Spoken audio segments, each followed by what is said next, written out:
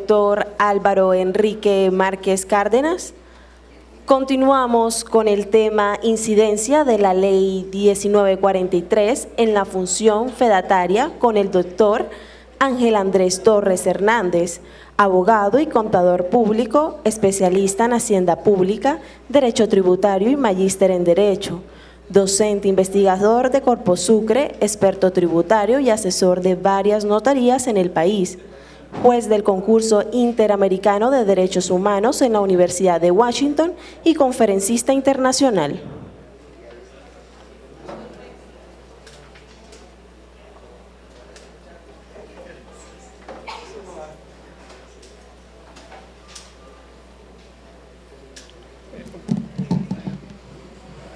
Correcto, no importa. Entre más bajito quede mejor, correcto. Perfecto. Ahí se está saliendo. Espérate. ¿Seguro que no se sale ahí?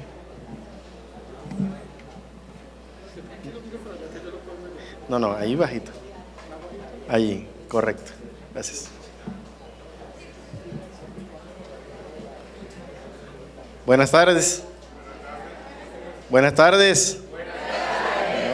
Yo puedo entender que con esa lechona tan extraordinaria estemos un poco pesados, pero vamos a activarnos aquí en esta conferencia ahorita. Y bueno, pues agradecer a los compañeros de acá de la mesa y gracias a la presentadora, pues tan considerada presentación. Algo de eso tiene que ser mentira. Sí. Bien, vamos a hacer esta presentación lo más dinámica posible. La ley reciente tiene tres aspectos importantes que tienen que ver con el notariado.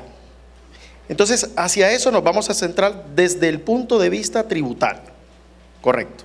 Vamos a tratar de ser lo más dinámico y didáctico posibles. Entiendo que tienen unas preguntas, ya me han pasado un cuestionario de preguntas, todas las preguntas que tenga con el mayor de los gustos. La idea es, tenemos tres temas: impuesto nacional al consumo, artículo 90 del Estatuto Tributario, donde habla de la declaración juramentada, la retención en la fuente por la compra de bienes inmuebles. Inmediatamente terminemos el primero de ellos, abrimos a preguntas. Las personas que están en los pisos de abajo pueden anotar las preguntas, aquí respondemos las de arriba y al final de todo igual responderemos las preguntas que no hayamos respondido para agilizar, tener mayor dinámica en el ejercicio de la conferencia. Bien, entonces les decía anteriormente que son tres puntos importantes. El primero es la generación o creación de un impuesto nuevo, se llama Impuesto Nacional al Consumo de Bienes Inmuebles. El segundo, lo que tiene que ver con la determinación de la renta bruta en la enajenación de activos y el valor comercial en las operaciones sobre bienes y servicios, que es el artículo 90. Y en la parte final vamos a tratar la retención en la fuente en la compra de inmuebles por parte de las personas jurídicas. Es decir, que vamos a partir de lo oscuro hacia lo tenebroso. ¿Correcto? Vamos a empezar con el impuesto al consumo. Voy a tratar de hablar inicialmente de la ley. Aún existe un proyecto de decreto reglamentario, el cual todavía, hasta por lo menos esta mañana que revisé, no había sido publicado, ni ha dado a conocer, ni ha sido firmado, no existe. Y al final de esta presentación, de esta primera parte, pues estaré haciendo algunos comentarios al respecto. No obstante, pues les advierto de que ya la Unión Colegiada del Notariado Colombiano está trabajando, pues me pidió pues que organizara, revisara lo que es ese proyecto, en el entendido de pues, que hay unas situaciones de que es peor, es más enredado el decreto reglamentario o proyecto de decreto que la misma ley. Entonces pues vamos a tratar de organizar las ideas pues en lo que al notario se refiere para que sea lo más explícito y entendible posible. En ese orden de ideas nos dice la ley el hecho generador del impuesto nacional al consumo. Para hablar del hecho generador tenemos que recordar cuáles son los elementos estructurales del tributo. El tributo tiene 5 elementos, que son el sujeto activo, el sujeto pasivo, el hecho generador, la base gravable y la tarifa. El sujeto activo siempre es el beneficiario del tributo. Entiéndase beneficiario dependiendo del orden quien recibe el tributo, sea del orden nacional, sea del orden departamental o sea del orden municipal. Y así clasificaremos ese tributo como un impuesto nacional, un impuesto departamental o municipal. En este caso es un impuesto de orden nacional. Eso tiene que dar claro. Los sujetos pasivos o el sujeto pasivo es quien lleva la carga del tributo, el peso del tributo, quien debe pagar el tributo, pero en la legislación colombiana, además de ese contribuyente, como se le llama, puede existir un responsable. Entendemos al responsable como aquella persona que tiene unas cargas tributarias formales, mas no sustanciales. Entiéndase obligaciones formales como aquella de recaudar el impuesto, presentar la declaración y luego pagarla, pero recauda. Luego entonces él no tiene la carga como contribuyente. Un ejemplo, el notario. El notario recauda por los servicios notariales un IVA. El IVA es un impuesto indirecto y como impuesto indirecto, pues es recaudado por el notario y pagado a la administración de impuestos. Y el contribuyente es el usuario quien paga al final el servicio más el impuesto. El notario es el responsable y el contribuyente es la persona que practica, realiza o solicita el servicio y paga el impuesto. En ese orden de ideas, para efectos del impuesto nacional al consumo, tenemos que el hecho generador, que es el tercer elemento, está constituido por la enajenación a cualquier título de bienes inmuebles. Pero ¿cuál es el hecho generador? Cuando hablamos en los impuestos del hecho generador, estamos hablando del elemento más importante del tributo. ¿Cuál es ese hecho, esa situación económica la cual da origen al nacimiento de la obligación de pagar el tributo? Entiéndase entonces que el tributo está en la ley. El impuesto está en la ley, pero si yo no realizo el hecho generador, pues no tengo ninguna obligación. En este caso, el hecho generador está dado por la enajenación a cualquier título de diferentes bienes destinados a las actividades agropecuarias. Ojo, nuevos o usados.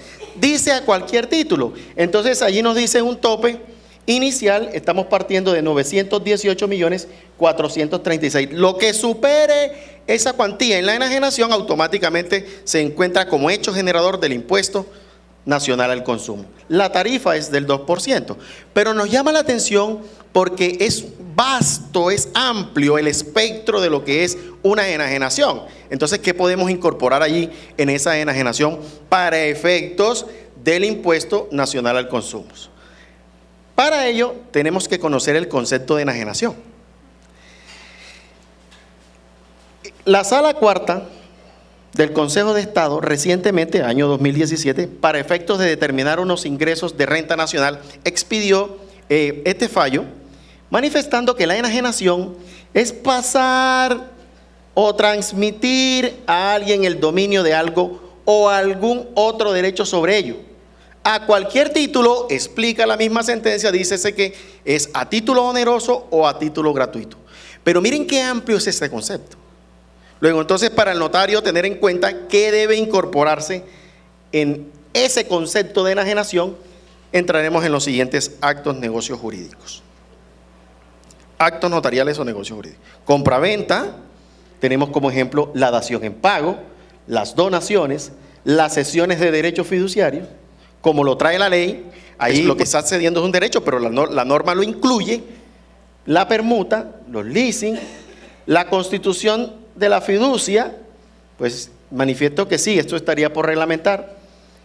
El aporte social en especie, hago aclaración en este punto porque resulta que el artículo 319 del Estatuto Tributario nos dice que el aporte en especie a las sociedades no es una enajenación, pero ojo, hago la aclaración inmediatamente porque una cosa es una cosa y otra cosa es otra cosa, dijo el sabio político filósofo colombiano. Entendamos entonces que para el impuesto de renta no es una enajenación, pero para el impuesto nacional al consumo es una enajenación porque no puedo cargar una exoneración de un impuesto a otro. No puedo aplicar tampoco analogía de un impuesto a otro. Entendemos que la analogía es propia del derecho procesal y no podemos aplicarla al derecho sustancial.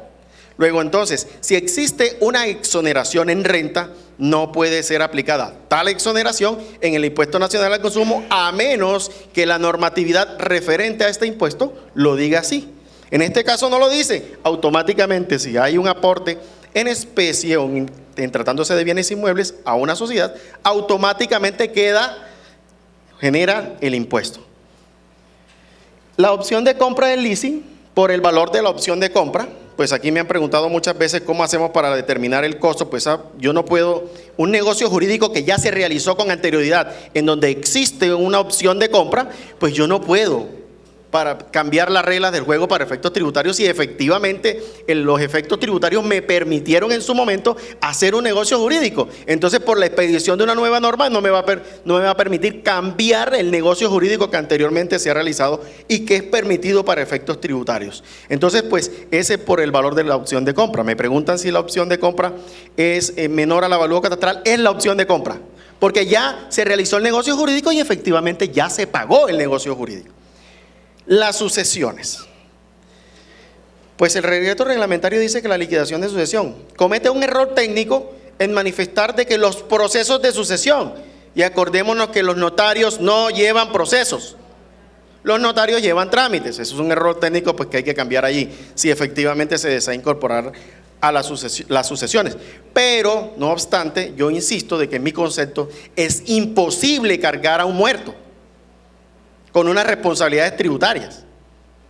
Pues ¿cómo así? Pues por el solo hecho de morir, de fallecer, ese finado abre una sucesión ilíquida que se va a liquidar ante la notaría o ante el juez, y automáticamente al momento de liquidar la sucesión se convierte en responsable del impuesto nacional al consumo, cosa que es totalmente antitécnica, y no solo eso, sino, escúcheme, absurda. No es posible. Además, no tendría operatividad. Nótese de que las sucesiones se le llevan al notario. El notario abre las comunicaciones a la Superintendencia de Notaría y Registro, a la Administración de Impuestos. La Administración de Impuestos le dice de que ha cumplido con todas sus obligaciones formales y sustanciales. Y luego pues se firma o autoriza la escritura de liquidación de sucesión. Entonces le vamos a dejar, después de la liquidación, una obligación de presentar la declaración de impuesto de industria y comercio, de impuesto de nacional al consumo al bimestre. Totalmente absurdo. Así, por ejemplo, la sucesión que se liquide el 1 de noviembre tendría que esperar, después de liquidada la sucesión, el mes de enero para que el bimestre de noviembre y diciembre se presente una declaración de impuesto nacional al consumo por parte de una sucesión que ya se liquidó y que no existen responsabilidades tributarias, lo cual es antitécnico y me excusan de todas maneras, e insisto que es absurdo. Luego entonces el reglamento tendrá que excluir claramente a las sucesiones, porque no es posible gravar en este sentido. Bien, que debe quedar claro quién es el responsable y quién es el contribuyente. En tratándose de los impuestos indirectos, existe un sujeto pasivo responsable.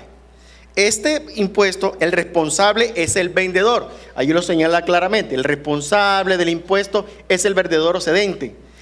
Dice que se practicará a través de la retención en la fuente, no reglamentada aún, pero la retención en la fuente dice que será del 100% del valor. Ahora, si el vendedor es el responsable, ¿quién será el contribuyente? Pues el comprador. Entonces, quien lleva la carga, el peso del pago del tributo, entonces es el comprador, y así lo deja ver el parágrafo primero cuando dice que el comprador no podrá llevar como descontable ni como deducible el valor pagado por la compra o la adquisición en el impuesto nacional al consumo. Le tendrá que llevarlo al mayor valor del costo del bien. Ahí entonces deja claro que es el comprador quien lleva la carga de la prueba o el peso del pago del tributo, y por supuesto es el vendedor quien deberá presentar la declaración del impuesto nacional al consumo. Pero la retención en la fuente, ¿cómo se debe practicar? Pues hasta este momento el agente retenedor obviamente es el comprador. No obstante, pues el proyecto, créanme que a ustedes o a nosotros los notarios, no soy notario pero tengo sentido de pertenencia con el notariado, tengo más de 20 años trabajando con el notariado, no hay otra función ni forma de dejar a distinta persona como agente retenedor. Ustedes los notarios, nosotros los notarios, vamos a ser los agentes retenedores del Impuesto Nacional del Consumo. No hay forma, porque lo demás queda antitécnico y es imposible. Para la DIAN lo más fácil es colocar al notario. Aunque inclusive podríamos decir que va en contra de la ley, porque el notario debe recibir el comprobante de pago. No obstante, si es agente retenedor, le toca a él emitir el comprobante de pago. Entonces, ahí habría un tema técnico que resolver. Sin embargo, pues me adelanto y digo, este comprobante se debe presentar en un comprobante de pago ante el notario. ¿Cómo opera hoy entonces? Impuesto Nacional al Consumo, una venta que supera los 918 millones y tantos, se presentan comprador y vendedor. Y bueno, señores, entre ustedes, el comprador tiene que cargar, tiene que ser el contribuyente del Impuesto Nacional al Consumo, vaya y páguelo. Recibo 490, recibo oficial de pago en banco, y ese documento apórtelo al notario. Ojo, ese documento es un comprobante fiscal porque es un comprobante que está soportando el pago de un impuesto. Y si es un comprobante fiscal, las normas de derecho notarial me dicen claramente que sin los comprobantes fiscales el notario no puede extender la escritura. Acordémonos el trámite de las escrituras, que son la recepción de documentos, extensión, otorgamiento y autorización. Fíjese que ni siquiera puede extender la escritura. Entonces, a menos que sea el agente retenedor que la podría facturar. Pero déjeme y termino, por favor, la primera parte y con mucho gusto la abrimos a preguntas.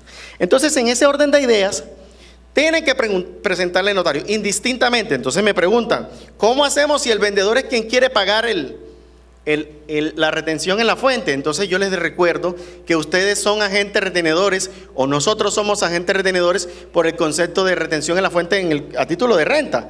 Y hay ocasiones en que se presentan las personas y dice, vendedor, venga y págueme la retención. Y dice el vendedor, yo no voy a pagar retención. Y dice el comprador, el negocio es bueno, yo pago la retención. Entonces, indistintamente quién la pague ante el notario, lo importante en este momento es que la paguen, le presenten el recibo oficial de pago en banco 490 y automáticamente eso haga parte del protocolo de la escritura. Es decir, tiene que protocolizarse con la escritura pública como soporte.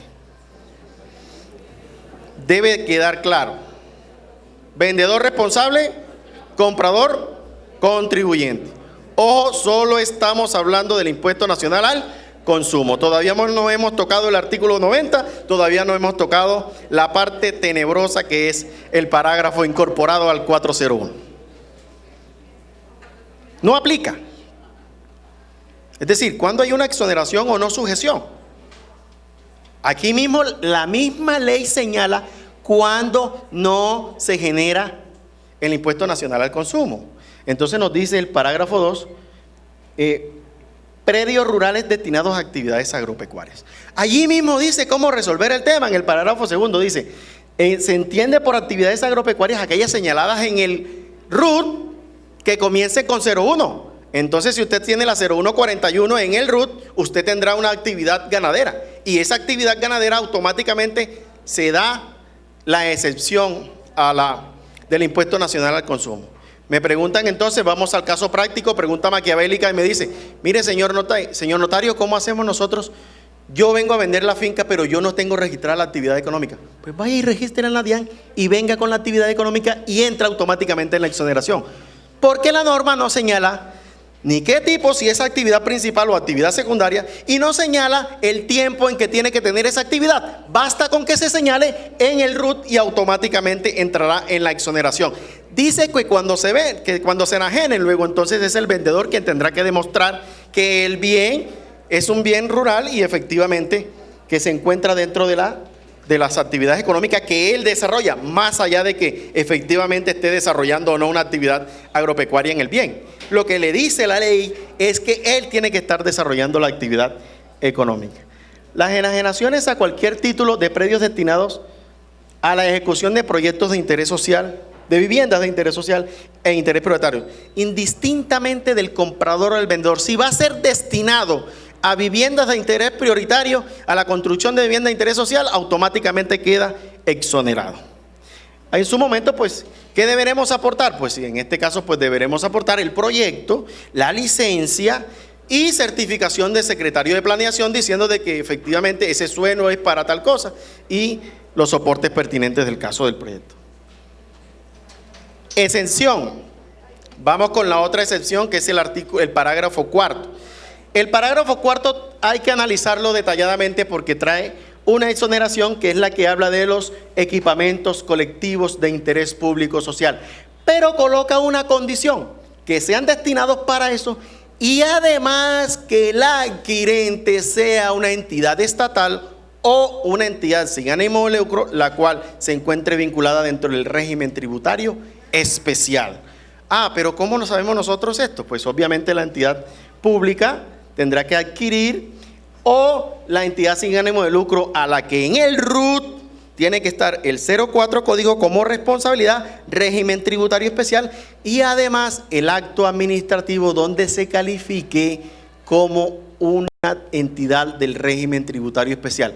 Porque resulta que la ley anterior, la reforma tributaria estructural, exigió que esas entidades presentaran una serie de requisitos y documentación ante la Administración de Impuestos para calificarlas ella mediante acto administrativo como del régimen tributario especial. Si no tiene ese acto administrativo, no es posible entrar en la exoneración. Bien. ¿Qué son equipamientos colectivos?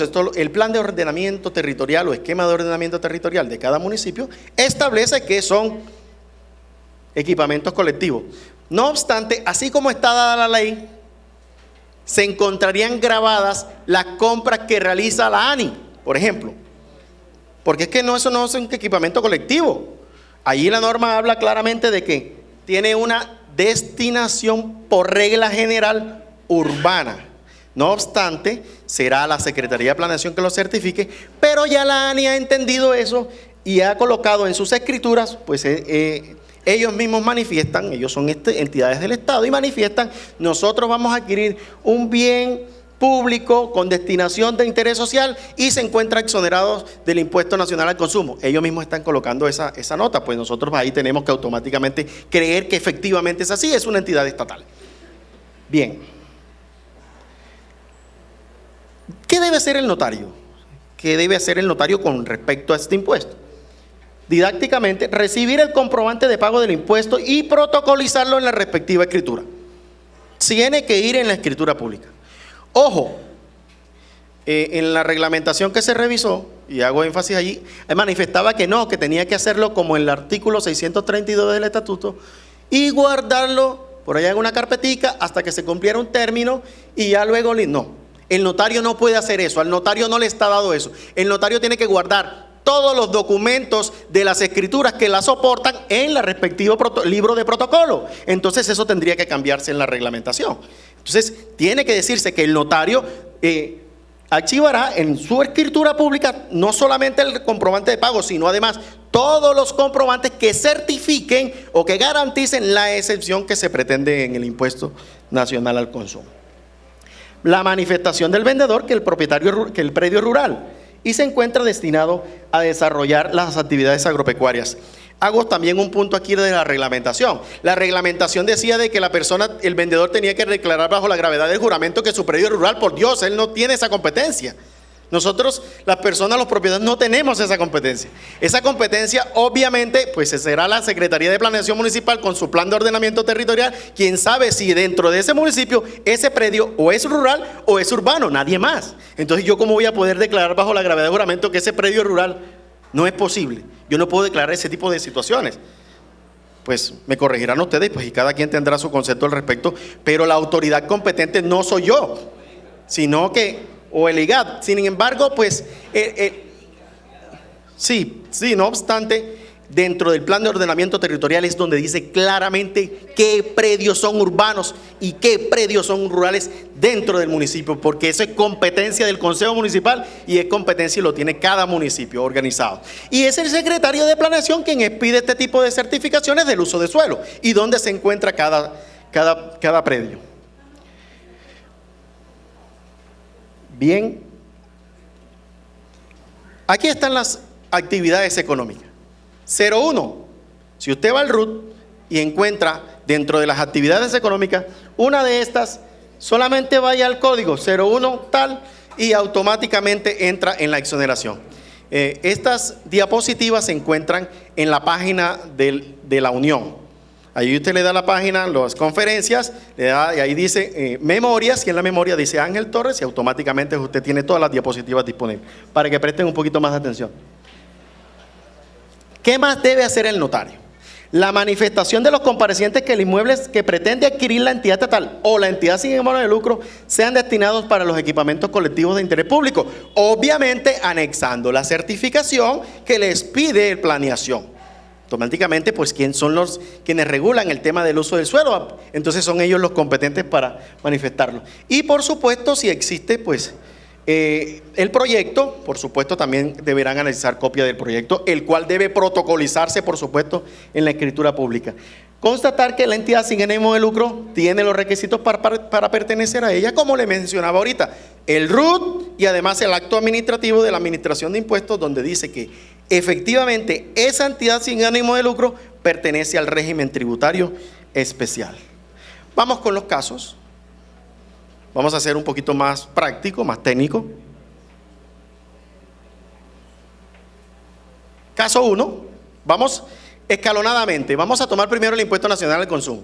Después tomamos el impuesto nacional al consumo más el artículo 90. Y a la final el impuesto nacional al consumo, el artículo 90 más el dichoso parágrafo del artículo 401. Caso 1, Pedro vende un lote por 1.000 millones. ¿Qué debe aportar al notario? Comprobante de pago de la retención. Hasta hoy esa es la ley, hay que cumplirla, no hay reglamentación, entonces se le debe aportar, como la ley lo dice, apórtese al notario el comprobante de pago. 490, y el notario deberá protocolizar ese comprobante de pago. Porque se convierte, como les decía ahorita, en un comprobante fiscal, y ya ustedes saben más que yo, notarios, qué hacer con los comprobantes fiscales y qué no se puede hacer con los comprobantes fiscales. Caso 2. Luis vende un predio rural por 1.000. ¿Qué se debe aportar al notario? Entonces en el RUT dirán allí, ustedes vean, señalan, allí está claramente 0141. Miren que es una actividad secundaria, no es una actividad principal. Entonces, indistintamente si es principal o es secundaria, pues automáticamente entra en la exoneración, porque la ley no los categoriza. La ley no hace la división, ni mucho menos dice, pues allí dice desde cuándo tiene la actividad, 0401 de 2016. ¿Qué pasa si la tiene desde hoy y hoy se hace la escritura? Ahí está la actividad. A nosotros no nos interesa desde cuándo la tiene, porque la ley no hace esa distinción. Entonces el notario tampoco tiene por qué hacerla. Entonces basta con que tenga la inscripción del código 01 y automáticamente entra el predio en la exoneración. Caso 3. Municipio de San Pues compra un lote de terreno por 2.000 para la construcción de un complejo deportivo. Que se debe aportar al notario. Se deja constancia de los soportes pertinentes en la escritura pública sobre lo del lote.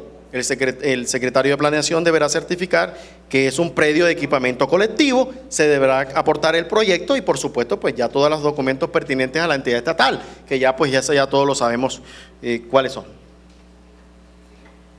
Ojo. Juan y Diego venden un apartamento por 1.500. ¿Qué se debe aportar al notario? El comprobante de pago de la retención por 30 millones. Ahora, Juan y Diego, ¿cuánto está vendiendo cada uno? 750. Entonces usted dice, ¿cómo así? Entonces cada uno no tiene por qué entrar como responsable si no se está vendiendo un predio superior a 918. No obstante, les recuerdo que el hecho generador es la enajenación del bien inmueble, indistintamente del número de personas a lo cual lo esté vendiendo. Entonces, el hecho generador es la venta, la enajenación. Entonces, si son 2 dueños, pues no, 2 dueños. Ahora vamos a la pregunta maquiavélica. ¿Qué pasa si uno vende un 50% hoy y el otro la semana entrante vende el 50%?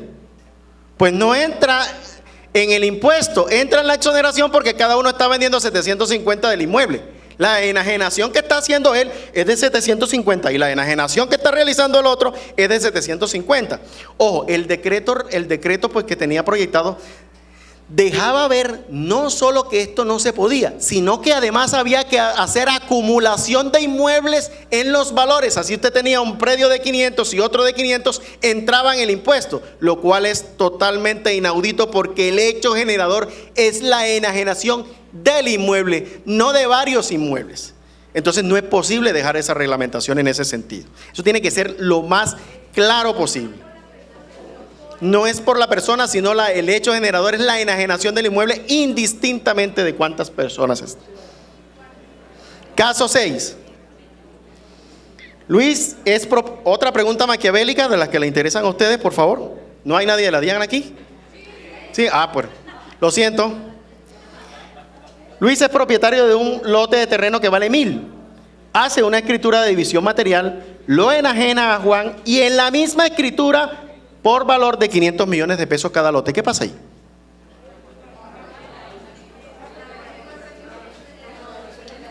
Pues si el hecho generador es la venta de un inmueble que supere 918, en este caso no está superando 918 porque se hizo una división material de cada lote y cada lote corresponde a una enajenación. Ustedes me dirán, no importa, pero es la misma escritura y todavía no está registrada. Pero cuando va a entrar al registro, lo primero que entra al registro es la división material y luego la venta de cada uno de los lotes. Por lo tanto, aquí entra en la exoneración.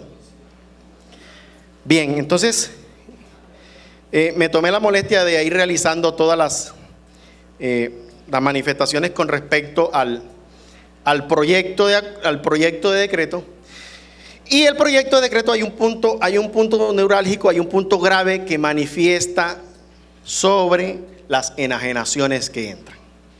Entonces, la idea es que en ese decreto, se diga taxativamente para que el notario no tenga responsabilidades, porque al fin y al cabo, créanme, vamos a ser los agentes retenedores, pues tiene que dejar claro en qué enajenaciones se debe realizar el impuesto nacional al consumo. Entonces, pues deberá ser en las que yo le manifesté anteriormente, en las que le señalé ahí, y se debe sacar sí o sí las sucesiones, porque técnicamente no es posible. Y además, pues estaríamos cargando a una persona pues que ya ha fallecido con responsabilidades, estaría la ley haciéndolo.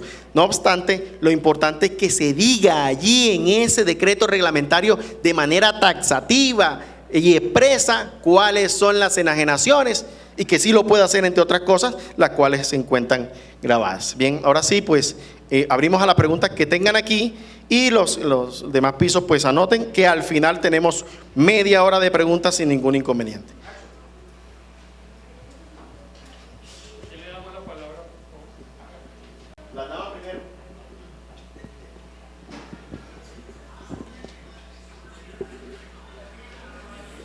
Bueno, es que cuando empezamos la charla no me quedaba claro que es el comprador quien debe hacer el pago de ese impuesto nacional al consumo. Pero con el último ejemplo ya entendí eso, porque cuando se hace la división, voy a poner el ejemplo de la división material del 1.500.000, que va 1.500 millones que vale el inmueble y que cada predio cuesta 500. Claro, como es diferentes compradores, ya entiendo que es el comprador el que debe retener como ese 2% del impuesto nacional que le corresponde pagar al vendedor. Entonces ahí ya me quedó claro que por eso es que lo debe pagar es el comprador, porque él retiene ese 2%. ¿Es así? Sí, a ver, vamos a tratar de hacer preguntas. Le agradezco a mi doctora de hacer preguntas, de pronto más que el comentario, para que nos rinda el tiempo.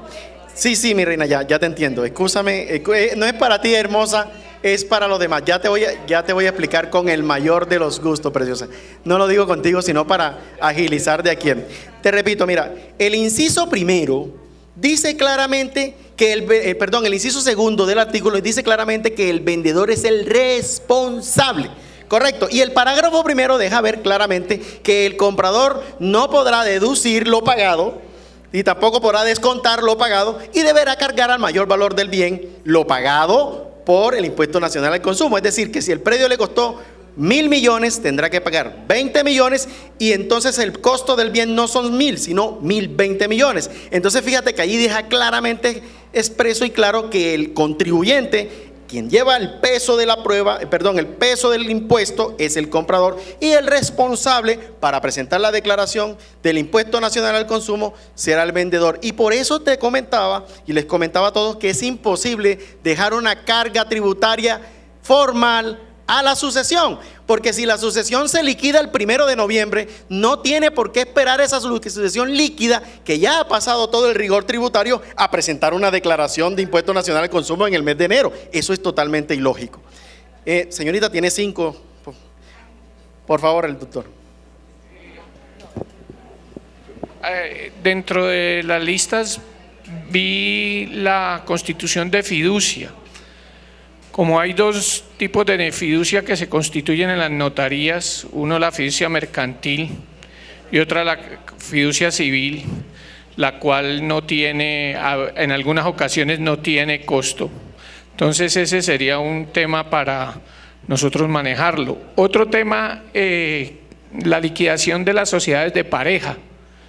Si es aplicable el impuesto al consumo, porque cuando yo estoy repartiendo con mi pareja, es una globalidad de derechos y no son bienes inmuebles lo que reparto, sino que parto es lo que se llama los derechos universales, que es lo mismo que sucede en la sucesión. En la sucesión partimos de derechos universales y no entregamos inmuebles. Entonces por eso es que se reparten inmuebles, pero porque estamos partiendo de derechos universales.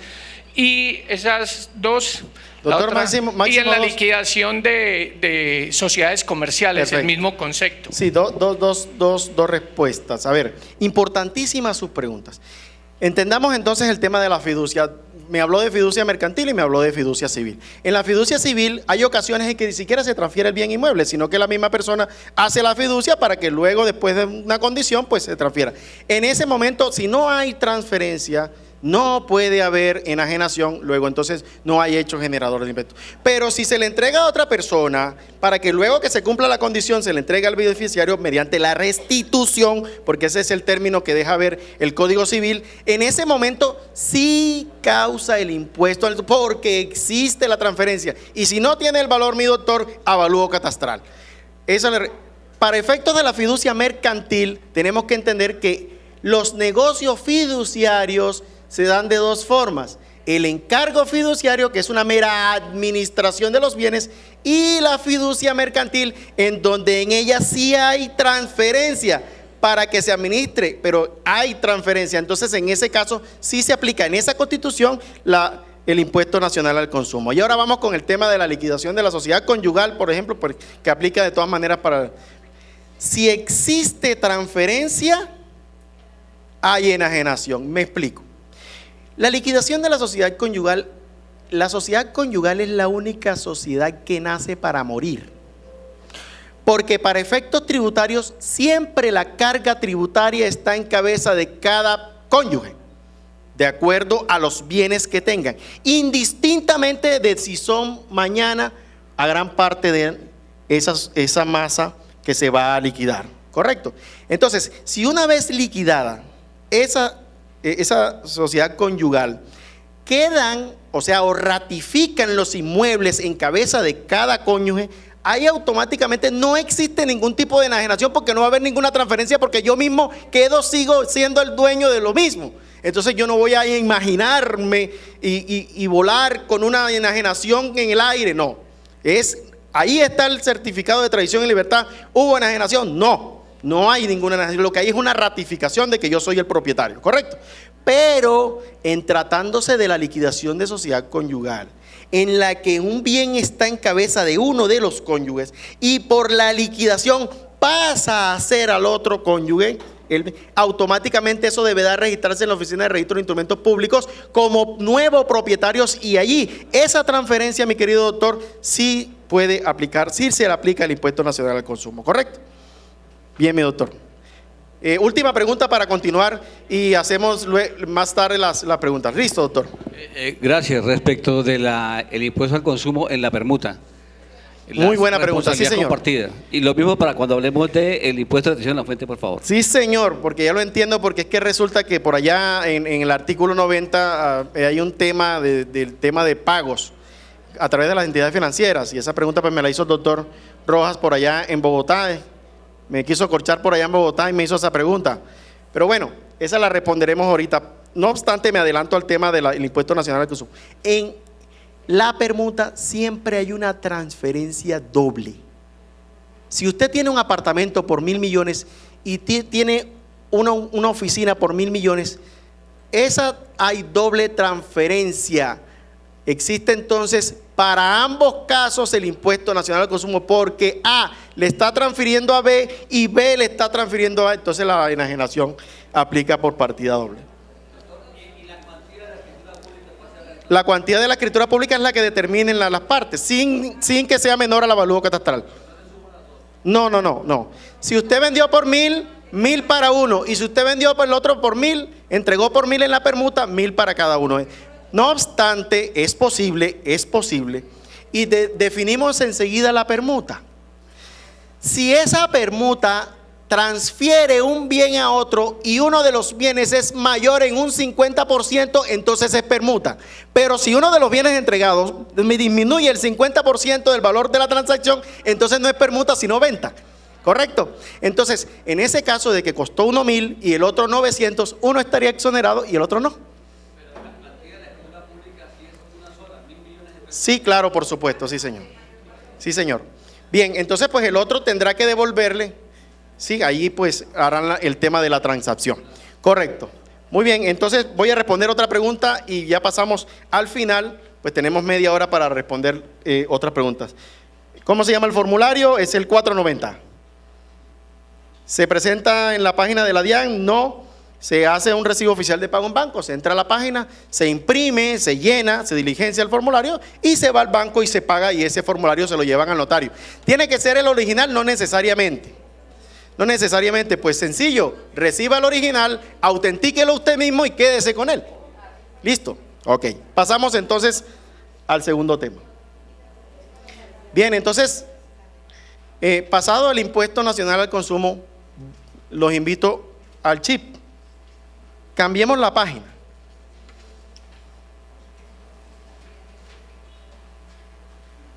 No crean que se me olvidan las preguntas, ya la voy a responder al final. Cambiemos el chip. Pasemos la página del impuesto nacional al consumo y metámonos en el artículo 90 del Estatuto Tributario. Dice el artículo 90 que es la determinación de la renta bruta en la enajenación de activos. Entonces yo como notario tengo que determinar qué me afecta a mí en ese artículo para determinar la renta, porque me hablan de una declaración juramentada. Correcto. Entonces no se me puede olvidar este concepto. Tengo ya que cambiar la diapositiva en la próxima. Esto lo pasé más adelante, pero sin embargo le recuerdo el concepto. Chip. Activos enajenados. Para efectos tributarios. Activo movible es aquel activo que se enajena en el giro ordinario del negocio. Si usted vende computadores, y vendió un computador, pues eso hace parte del giro ordinario de su negocio. Eso es su inventario. Si usted es una constructora, si usted es una inmobiliaria y vende un lote y vende un apartamento o vende una oficina, ese es el giro ordinario de su negocio. Luego entonces ese es un activo movible, y ojo que esto cobra importancia y relevancia para la última parte de la conferencia. Pero si no es eso, es decir, si es otro activo, pues entonces estaremos frente a la enajenación de un activo fijo. Eso ténganlo allí presente. Vamos a analizar inciso por inciso del artículo, porque me han hecho 10,000 preguntas al respecto, me han llamado. Bueno, allí estaba el teléfono, pueden llamarme cuando guste. Si no les contesto en el momento, escríbanme al WhatsApp que yo automáticamente les devuelvo la llamada. Una vez esté, porque de pronto estoy en reunión o estoy en clases, entonces allí les dejo el teléfono, en las diapositivas está en el teléfono, y ahora se las vuelvo a colocar. Bien, entonces metámonos en el cuento de qué es lo que vamos a determinar nosotros, la renta bruta en la enajenación de un activo. Entonces voy a analizar inciso por inciso a ver qué artículo hace parte de la inspección que debe realizar el notario. Entonces pregunto, la renta bruta o la pérdida proveniente de la enajenación de activos, aquí lo que me hace es definir. La venta menos la compra es igual a la renta bruta. ¿Eso tiene algo que ver con el notario? En lo absoluto. No es resorte del notario. Entonces, ¿de quién será resorte? Del inspector. De la DIAN, correcto. Entonces metámonos en la cabeza que el notario es una herramienta que le va a servir a la administración de impuestos para que él le haga mejor su trabajo. No obstante, no es el inspector tributario. El notario no es el inspector tributario. Y ya vamos a demostrarlo más adelante. Inciso 2. Me dice cómo determino la renta en los activos enajenados depreciables. ¿Eso tiene algo que ver con el notario? No, ¿cierto? Entonces es para el inspector. Aquella persona que vaya a vender el activo depreciable tendrá que regirse a estas reglas. Y será el inspector quien lo vigile, más no el notario. Inciso 3. El precio de la enajenación es el valor comercial, realizado en dinero o en especie. Para estos efectos será parte del precio comercial el valor de las especies recibidas. Esas especies recibidas hace parte de lo que son todas lo que se realice adicionalmente. ¿Tiene algo que ver con el notario? ¿Ahí le está diciendo algo al notario? Ese es el valor comercial y se lo dice le está diciendo al señor contribuyente. Mire, señor contribuyente, ojo, venda por el valor comercial. No le está diciendo al notario. Le está diciendo al contribuyente que mañana puede tener inconvenientes con la administración de impuestos, más no que el notario tenga que realizar alguna actividad como herramienta de control, ninguna. Inciso 4, ahí nos vamos llegando. Se tiene por valor comercial el señalado por las partes, el cual deberá corresponder al precio comercial. Es decir, las partes dicen, yo vendo por tanto, vendemos por tanto y listo, ese es nuestro valor comercial, el cual tendrá que relación con el valor comercial del mercado, pero se lo está diciendo ¿a quién? Al contribuyente, no al notario. ¿Correcto? Hago este ejercicio porque me han ido preguntando y me dicen, Ángel, ¿cómo hacemos con el valor comercial? Yo, ¿cómo así que valor comercial? Sí, para que el notario no venda por el... No. El notario no le están pidiendo absolutamente nada de eso. Inciso 5. Más o menos aquí ya nos vamos acercando un poquito. Dice, en el caso de bienes raíces, además de lo previsto en esta disposición, no se aceptará un precio inferior al costo o avalúo catastral ni al autoavalúo sin perjuicio de la posibilidad de un valor comercial superior. Aquí lo que le están diciendo es, bueno, un momentico, y guarda relación con la retención en la fuente que nosotros cobramos. La retención en la fuente no podrá ser inferior en ningún caso al avalúo catastral. Hay un concepto por ahí que dice que sí, que el valor de venta, no señor, aquí está la ley. La ley está diciendo de que la venta no puede ser inferior por el avalúo catastral. Y si se pacta un valor menor, pues entonces los derechos notariales, como lo dice la resolución de tarifas, y la retención en la fuente, como lo dice el artículo 90, no podrá ser inferior al avalúo catastral o al autoavalúo según el caso. Es decir, si se vende por 100 millones de pesos, pero son 120 millones de pesos el avalúo catastral, entonces son 120 millones de pesos la base para el cálculo de la retención en la fuente, y eso es lo que dice aquí. Dice punto, en los casos que exista lista de precios, ojo con lo importante que dice, que esto no aplica nos aplica a todos.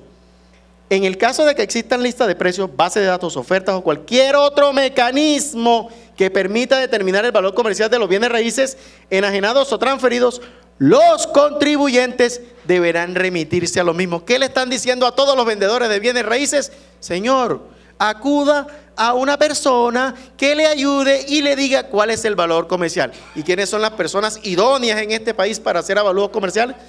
Los peritos de la loma. Entonces le están diciendo al contribuyente, cuídese, señor contribuyente, porque usted tiene que vender por el valor comercial. Eso es lo que le están diciendo al contribuyente. Lo mismo pasa en la parte de abajo que dice todas las mejoras, construcciones. Bien, ahora sí llegamos a la piedra angular. Se armó Troya.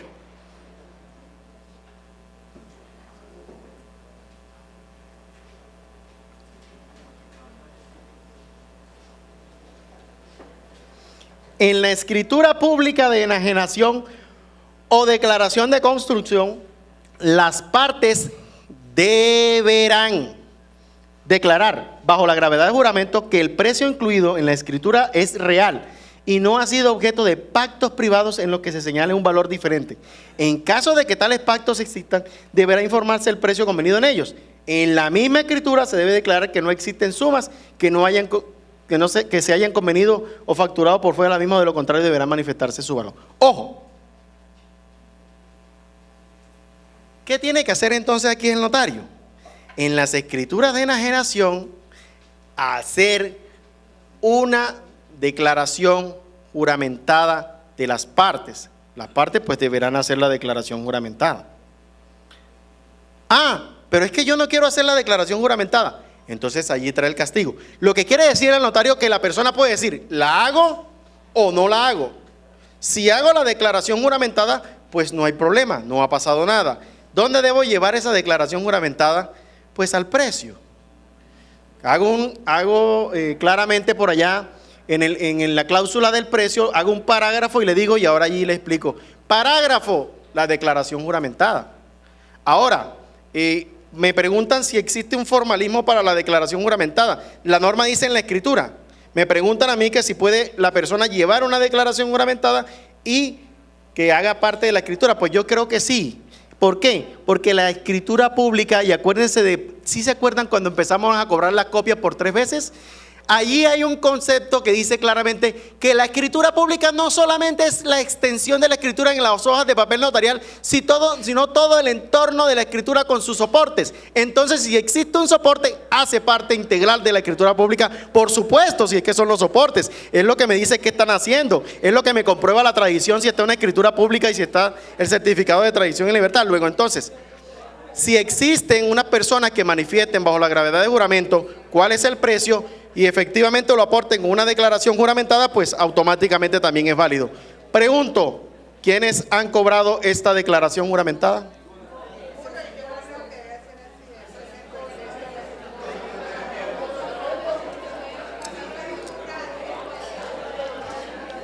Pues las declaraciones juramentadas es un servicio notarial. Pues cóbrelo. Eso le sirve le alcanza para pagar la nómina. Me sacaba la cuenta un notario por allá en Bogotá. Pues claro que es un servicio notarial. Usted revisará si esa declaración juramentada cumple o no los requisitos de la declaración juramentada como tal y pues cóbrela. Automáticamente es un servicio notarial. Adicional, incorpóreo a la escritura pública, por supuesto, es un derecho notarial. Cobre su declaración juramentada. No han cobrado la declaración juramentada. Mire, llevan mes y medio y no han cobrado la declaración juramentada. Bien, punto. Por favor, sin las referidas declaraciones, tanto el impuesto de renta como el impuesto de ganancia ocasional, como el impuesto de registro, como los derechos de registro y los derechos notariales serán liquidados sobre una base equivalente a 4 veces el valor incluido en la escritura. En ese orden de ideas, ¿usted va a hacer la declaración juramentada? Sí, perfecto, no ha pasado nada, echemos para adelante. Si usted va a hacer la declaración juramentada, no, yo ¿por qué tengo que hacer declaración juramentada? Si se presume la buena fe en este país, yo no tengo por qué andar diciendo declaraciones juramentadas. Aquí esto no es la Inquisición, como se quiere hacer en el decreto reglamentario. Declaración juramentada en el Impuesto Nacional al Consumo, declaración juramentada para el vendedor, declaración juramentada para el comprador. ¿Cómo así? No, tantas declaraciones juramentadas. En este país la Constitución habla de que se presume la buena fe, entonces en las actuaciones debe existir la buena fe. Entonces la persona dice, no, pues yo debe partir de mi buena fe, no hago, bueno, sí, lo castigan, la ley lo castiga automáticamente. Dice, se cobra por 4 veces. Ojo, dice tanto el impuesto de renta, eso quiere decir que el valor del acto multiplicado por 4 veces también hace parte de la base para calcular la retención en la fuente, porque es que la retención en la fuente ¿qué es? Un mecanismo de recaudo del impuesto de renta, y si para el impuesto de renta se castiga 4 veces, pues la retención en la fuente es también la base 4 veces, y los derechos notariales por 4 veces. Así, si una persona realiza una venta de un bien por 100 millones, pero resulta que no quiso hacer la declaración juramentada, pues se castiga 4 veces. Automáticamente, tanto 400 millones será la base para los derechos notariales, como 400 millones será la base para el cálculo de la retención en la fuente por renta. Ojo, sin perjuicio, por favor, presten atención para que no hagan preguntas repetidas. Sin perjuicio de la obligación del notario de reportar la irregularidad a las autoridades de impuestos. Ojo, eso es una obligación tributaria formal. ¿Y qué pasa si no cumplo con las obligaciones tributarias formales? Automáticamente estoy sancionado. Entonces yo debo reportar a las autoridades de impuestos. ¿Quiénes son las autoridades de impuestos? ¿Quién más? Ojo que con la expedición de la escritura pública automáticamente se debe reportar a la administración de impuestos por aquello de la retención en la fuente y aquello de la renta, y además a la gobernación, porque ellos cobran un impuesto de registro que es el 1% del valor de la enajenación. Entonces también hay que hacer ese reporte, porque también es una autoridad de impuestos. Ya vamos. Entonces, ¿cómo se debe hacer el reporte? ¿Cómo se debe hacer el reporte? Realidad virtual. ¿Qué le pasó? ¿Me pasa por allá la diapositiva, por favor? ¿Me colabora, por favor, con la diapositiva? Más atrás. Sigue. Vamos a ver si ya sirve. Ok. ¿Cuáles son los negocios jurídicos? Y ya le digo. Entonces, ojo, olvidémonos del impuesto nacional al consumo. Estamos en el impuesto de renta. Artículo 90, determinación de la renta bruta. Entonces, aquí, ¿cuáles son los actos jurídicos que se debe hacer? La declaración juramentada.